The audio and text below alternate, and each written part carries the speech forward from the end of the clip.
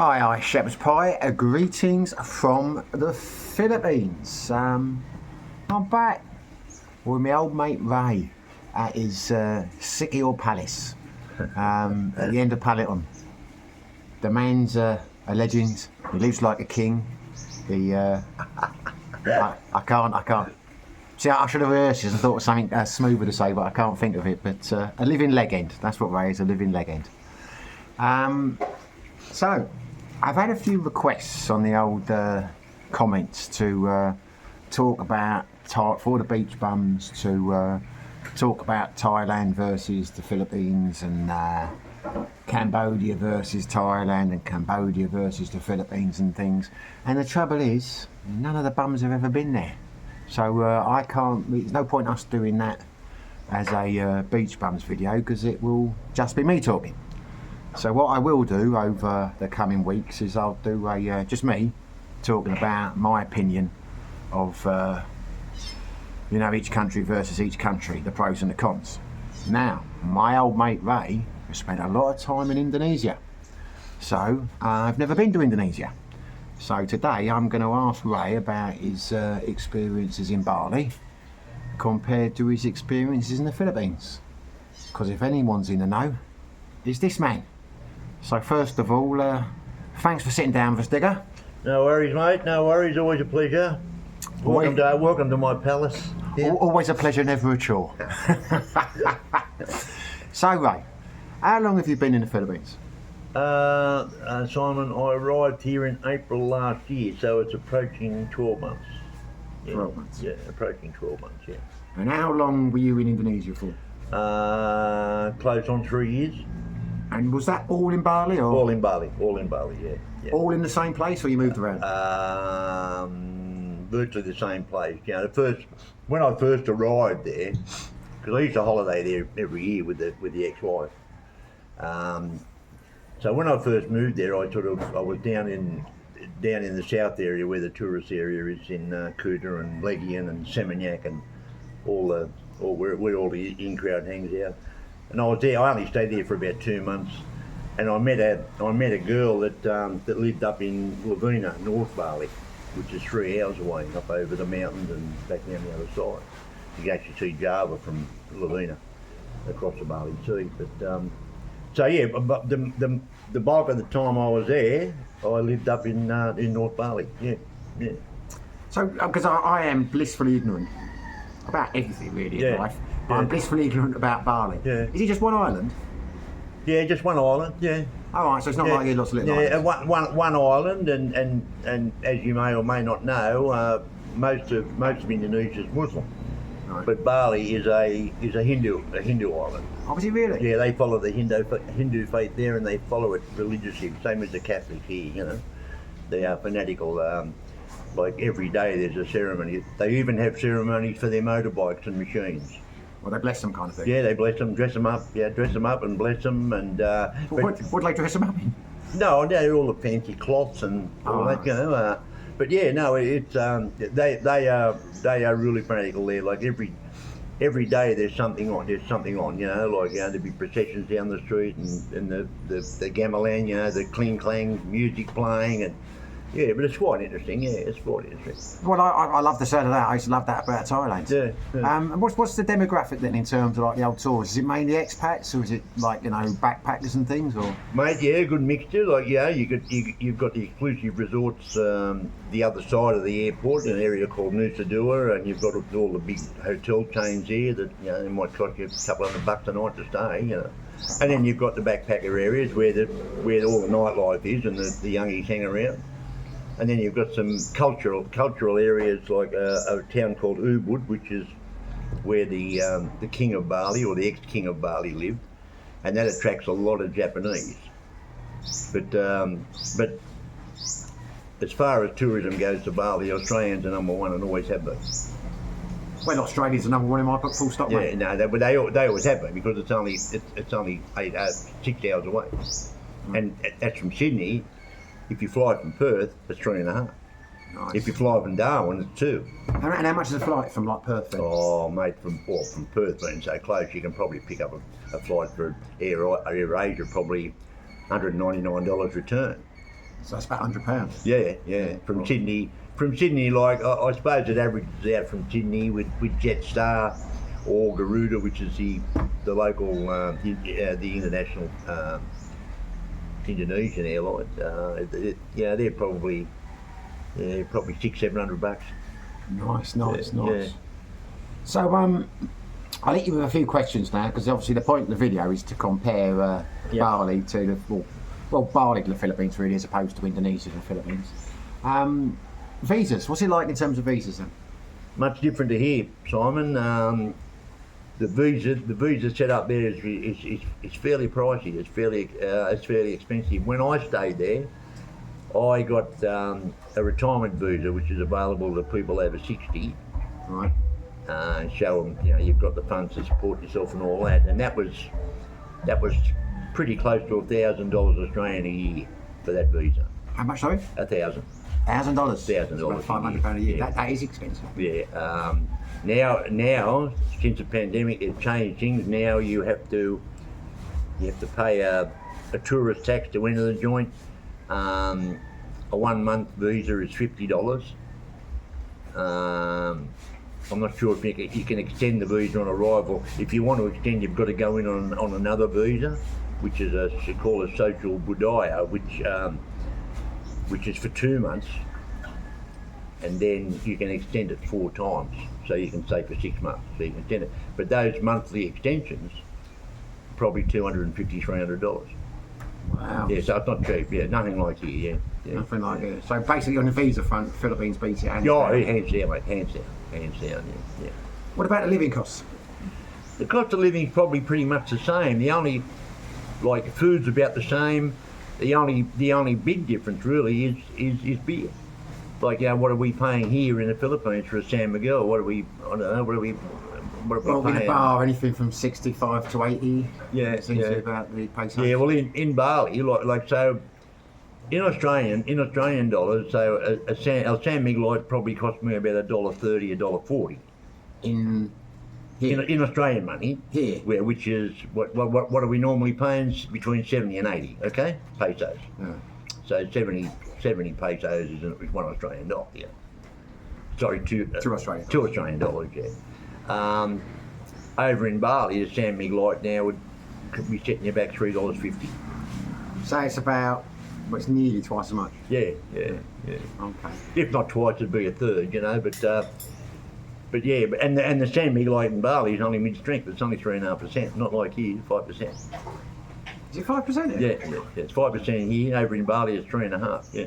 Wow. Yeah. Wow. But I think they brew their own over there. I think San Miguel's got a brewery over there, or a brewery in Bali or Jakarta does it under license, Okay, interesting. But the food, the rent, pretty much the same.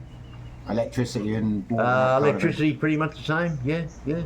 So, I mean, I know you've said before, we've spoken about it, that your budget living here, you're on about $1,500 a month, aren't you? I mean, Australian dollars? No, American dollars. Yeah, around about that. $1,500 a day.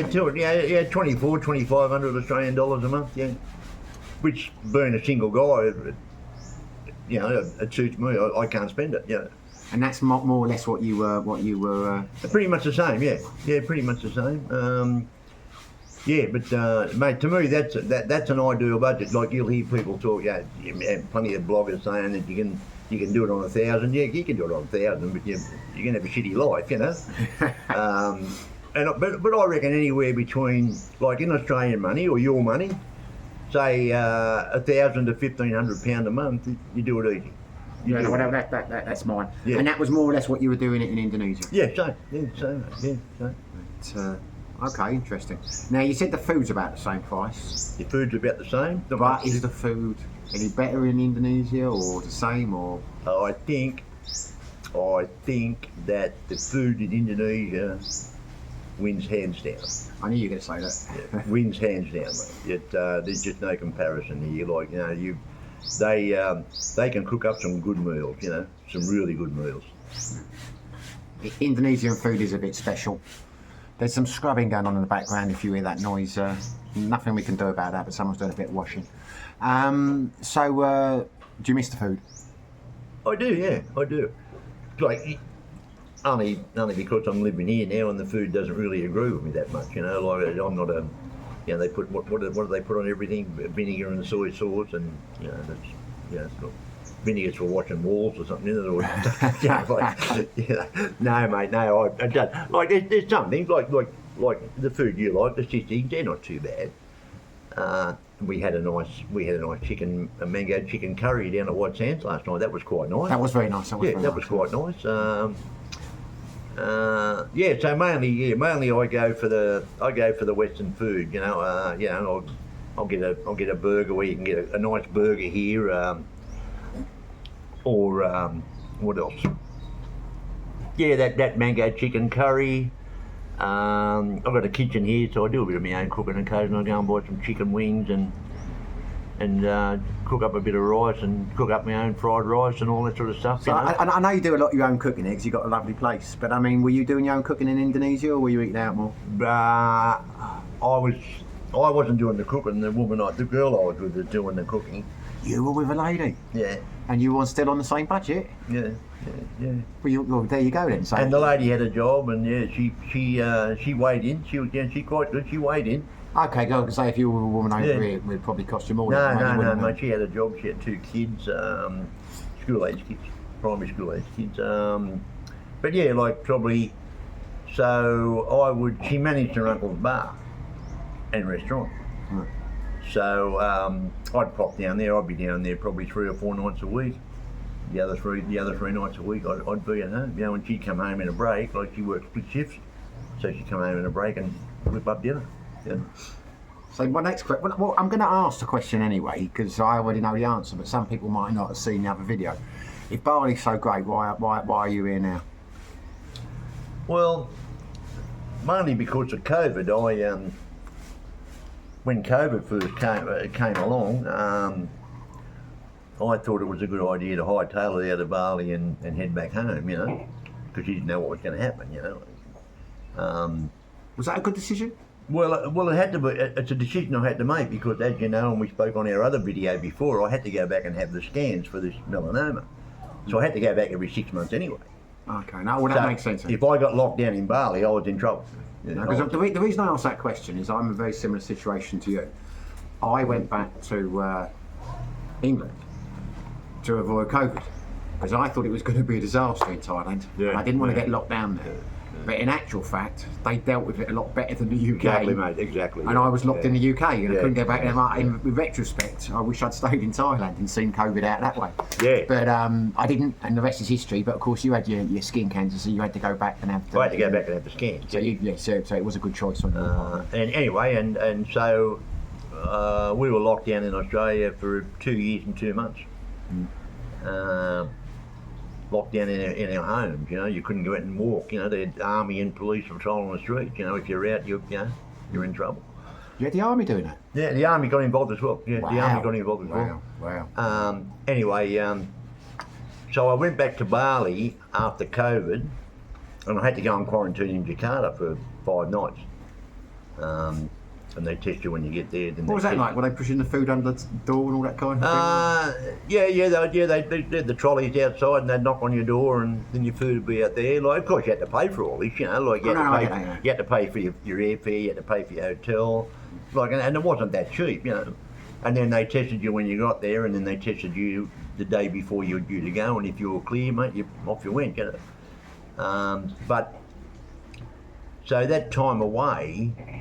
And I went back to Bali and back to Lavina and back to the life I was going to resume there, and things weren't the same. They weren't the same with her, and they probably weren't the same with me either. You know, it was different. Like, you know, she was a fair bit younger than me. And, Never. So she's a fair bit younger than me, and you know, like, who knows, maybe she got a bloke while I was gone. Well, not maybe, like, for sure. It happens. It happens, you know. Like, you know, it made it too high to eat grass. But, you know, so, yeah, things weren't the same. So I only stayed there about a month, and we just sat down and had a talk, and, you know, and said, oh, yeah, well, you know, we had a good time together. Let's call it a day, you know. So I went back to Australia. And I was back in Australia for about 3 months, and started to ponder where to next. I don't want to stay here, you know, like same as you, mate, in the old art, mate, you know, things are outrageously expensive, you know, like, you know, I can barely get by on the money I got every month, you know. Right. Anyway, so I looked, you know, I looked at Vietnam, I looked at Thailand, I've been to Malaysia a couple of times, but I did look at Malaysia. And then I started watching all these Old Dog and Geo and whatever, you know, Mark Thornton, you know, about life in Dumageddon. So I thought, well, you know, yeah, maybe you're going to try this, you know. So yeah, I booked a ticket and packed up and off I came. And the rest is history. And the rest is history. And honestly, for the first month or so, I didn't really think much of Dumageddon, but it grew on me. Like actually, when I started to find my way around and know my way around a bit, and met a few people, you know, and it grew on me, and then the rest is history. And then bang, you know, like I visited over here a few times and fell in love with this joint and said, no, I'm heading off over to Sigi Hill, you know. You're a Sigi Hill man. Yeah. So we've spoken about the visas. The Philippines gets the nod in terms of the visas. Yep. We've spoken about the food. Indonesia, Bali gets hit on that in a big way. Yep. Yep. We said the cost of living's the same. Yeah. Roughly. What about the old wildlife, you know, the old nature and like the waterfalls and the beaches and that kind of thing? How do they? Yeah, mate. Miles of waterfalls in Bali, and every bit as spectacular as the ones here in the Philippines. The only thing, like in South Bali, where the tourist area is, where you've got Kuta Beach, which is a sandy beach, you know, but they don't rate with the beaches here, mate. I know. Like not only in Sigi Hill, but you know, like, you know, Bureaucracy and Palawan and all that sort of place, you know. The beaches getting they don't rate, mate. You know, like, and up in North Bali, well, it's volcanic, so there's black sand. Yeah. Black sand and no surf. Right. Yeah. Okay, interesting. Yeah. So, what about the people? Because to me, I mean, I've said it many times, and I think we all say it. The thing that sold me on Sigi, or you know, in the first place, was the people. They're the friendliest people in the world, I think. Yeah.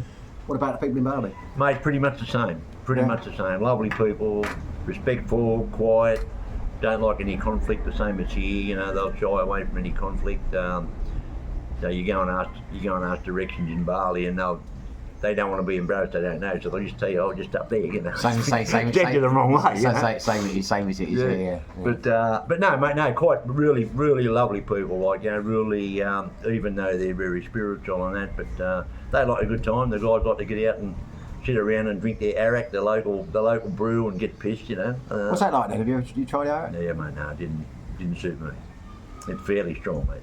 Well, you don't like the red horse here, do you? No. So you are strictly a San Miguel light man.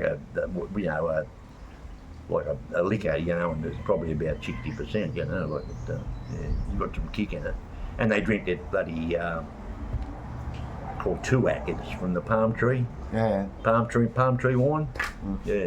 That's all right, that's quite mild, you know, that's okay, but it wasn't to my taste, but is that cheap, is it, with local Oh, stuff? yeah. The arak you can buy that's brewed in a factory, it's probably a 700ml bottle, it's a couple of dollars, you know. All right. Which is nothing to us, but it's, you know, it's half a day's pay for them over there, you know.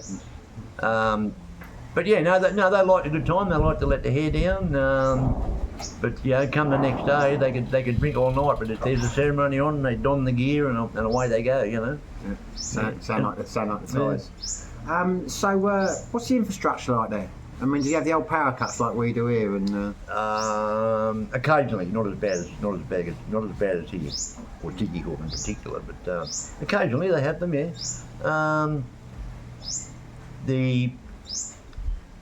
Where I live in North Bali, the traffic was probably equal to here, you know. There's not a traffic light anywhere to be seen, you know. The police are good as they are here, you know, they leave you alone, they don't hassle you. But in the tourist area, it's terrible. You can get a taxi to go a kilometre, it might take you half an hour. Really? It's terrible. congested. It is terrible, yeah. Worse than Dumageddon. Yeah, really bad, mate, really. And the roads are fairly narrow, you know. And sort of driving, if you want to drive from the tourist area to where I live, with 3 hours in a car, I can do it in 2 hours on a bike, because I knew a few shortcuts.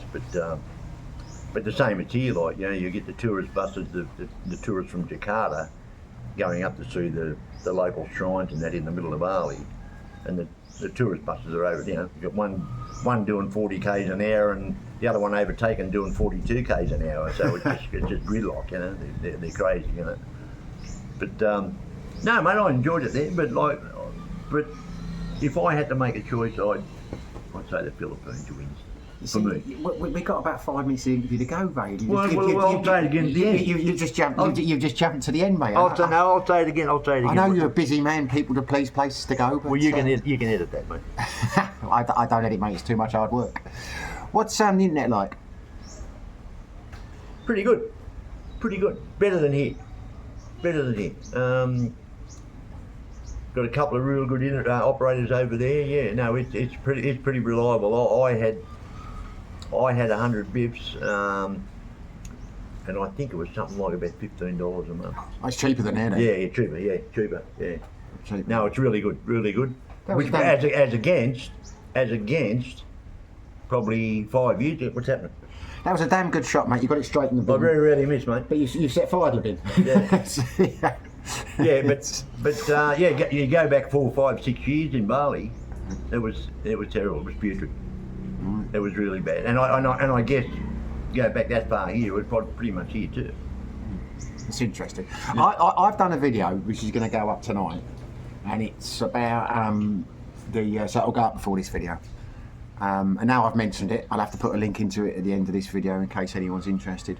I listed the 5 things that I dislike most about the Philippines, and I'll explain what one of them was, because then I want to ask you if it's the same in Indonesia, but if I don't give you the background to it, yep, you might not get what I'm getting at.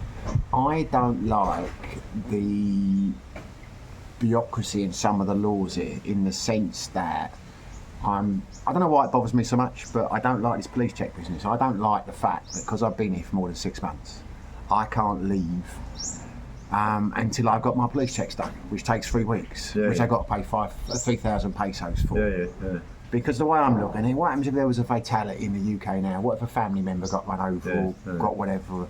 I couldn't get back for the funeral. You know, I couldn't do it. So to me, I think that's ridiculous. I'm kind of trapped in this country.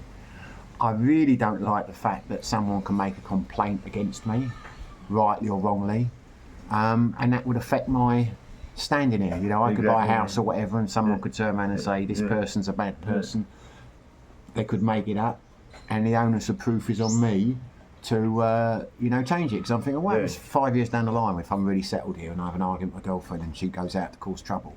You know, how can you make long-term plans for something like that? And if I do settle down with someone who's got a child and we're not married, there are theoretically big implications to that. I can't be in the house alone with that child. With the child, I can't take that child out to get ice cream or whatever if not anyone there. I don't know how strict they are on that. No, well, it doesn't matter. I was just saying these were things that bothered me. Whether they enforce these rules or not, my question to you is, which is why I gave you the background there, do they have any rules like that in Bali? Are there some strange things that you thought I can't? Mate, I don't think they have a rule about a foreigner being alone with a minor,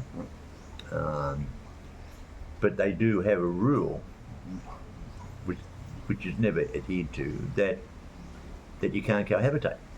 Can't cohabitate? No.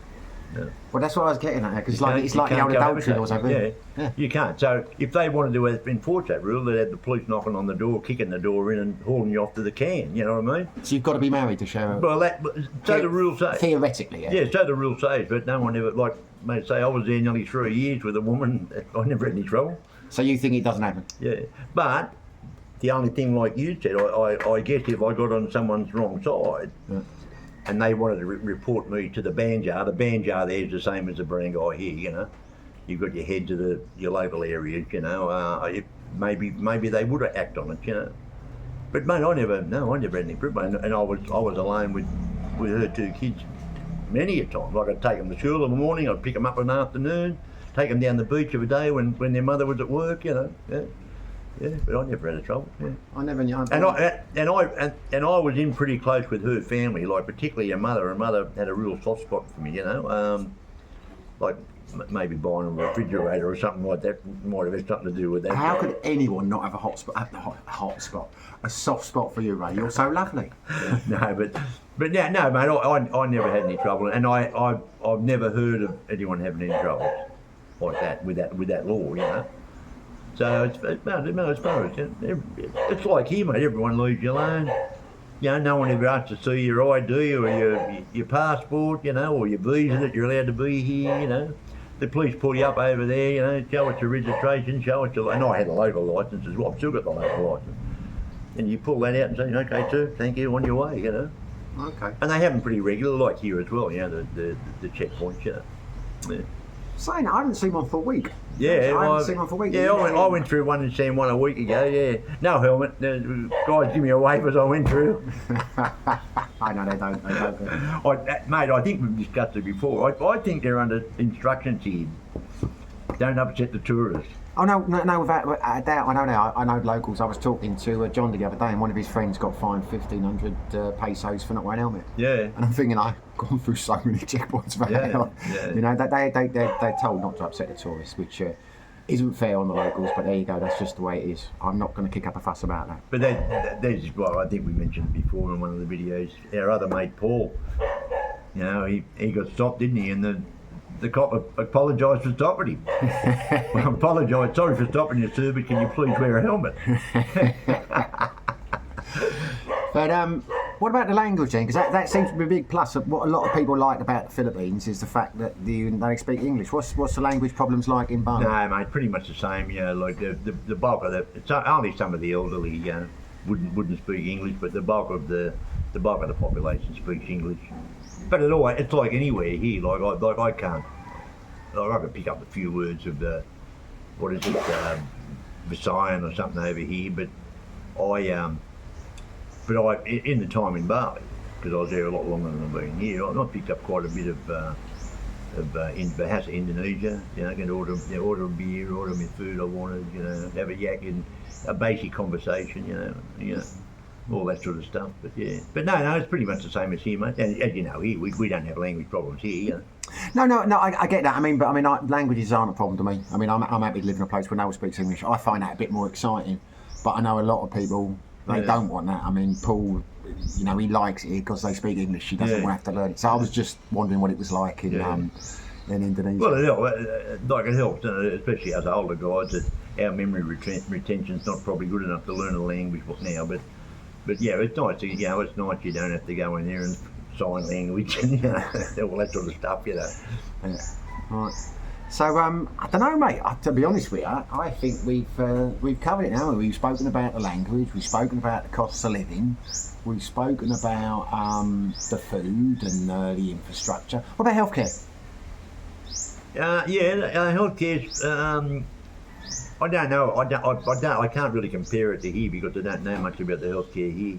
Well, it's not great compared to other countries. But over there, like, I think it's fairly good. They've got some fairly good hospitals, and I think Western class hospitals, and but the same as here, mate. It'll cost you.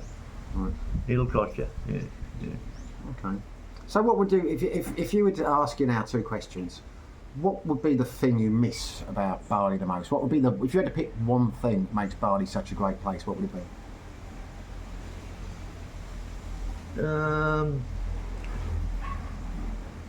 Mate, there'd be two things. The people would be up there, the Balinese people, wonderful people, and the beaches.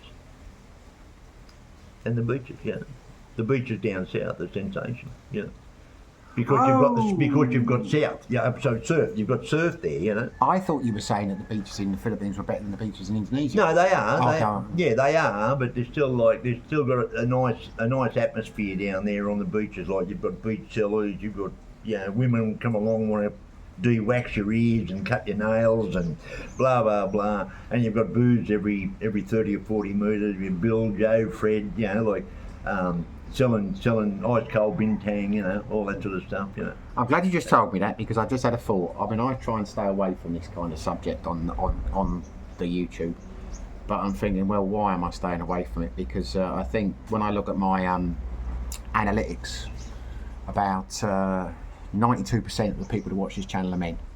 Yeah. And most of them are around your kind of age.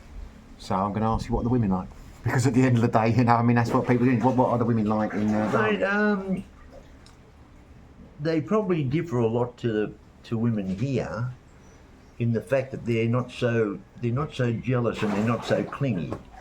Like, don't get me wrong, if you met a good woman and you know, she'll take care of you. You know, she'll give you the best massages, she'll cook you the best food.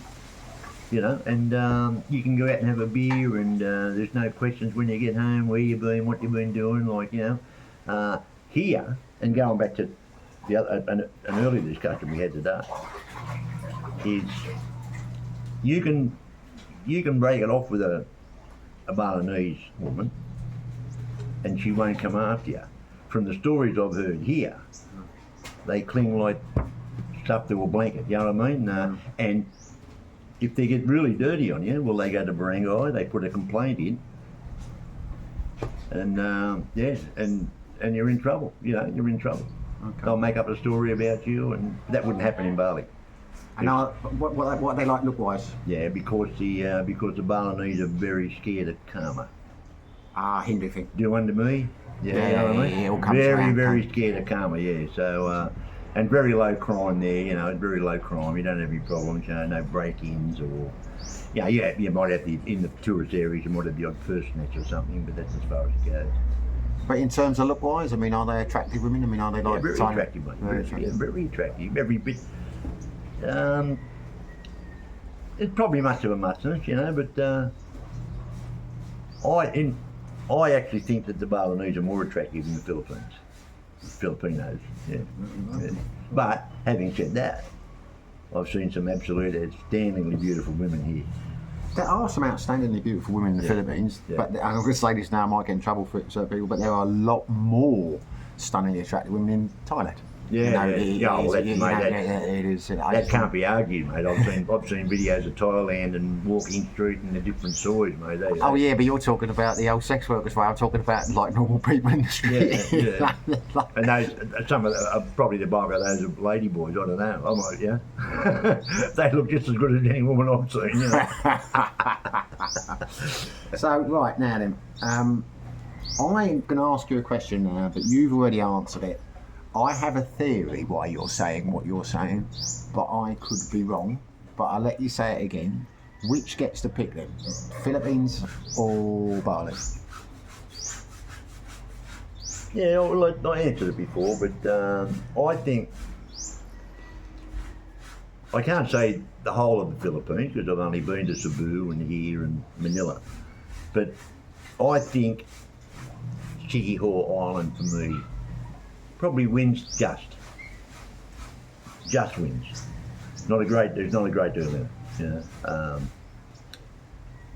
Well, here's my theory, because and I could be wrong. If you tell me I'm talking crap, I'm talking crap. For me, when I did a video the other day, which I'll put up, it's Thailand versus the Philippines. The reality is Thailand wins on every level, except for one. But I'm here, and the reason I'm here is I've got Thailand kind of out of my system. I may go back there, but I've had my 7 years there, and I'm looking for a new experience. So what's the one thing? I'm saying I wonder if that's the same with you. Like you're saying, Siquijor wins now, but that's because you had your 3 years in Bali. Yeah. You know what I mean? If you hadn't been to Bali and you'd gone there for like a month next month for the first time, you might be thinking, my God, Bali is the place. You know, I might be wrong. I'm just saying. Mate, it's the same old story. Like when you've lived in a place for so long, it becomes familiar, doesn't it? I mean, it's not a holiday anymore. You know, I suppose being here, you know, not quite 1 year, I might still be in that holiday phase. You know, I at this moment in this stage of my life, I'd stay here rather than go back to Bali. Well, the good news is you can. I can. And we'll be very happy if you do. Well, thanks for that, Ray, mate. It's been very interesting. I hope I haven't forgotten anything to ask you. Can't think of anything glaring, can you? No, mate, no. I think we've covered it all. Well, much appreciated. Thanks for sitting down with us. I hope you enjoyed the video. If you did, smash the like button, subscribe to the channel. You'd make us both very happy. And remember, there'll be another Beach Bums coming up in about a week, and hopefully Ray will be back on the team, because the one that's come out in a couple of days is just me and Paul, because Ray was away. So if you've got any questions for us in the next video, then pop them in the comments. So, wherever you are, whatever you're doing, stay safe, be lucky.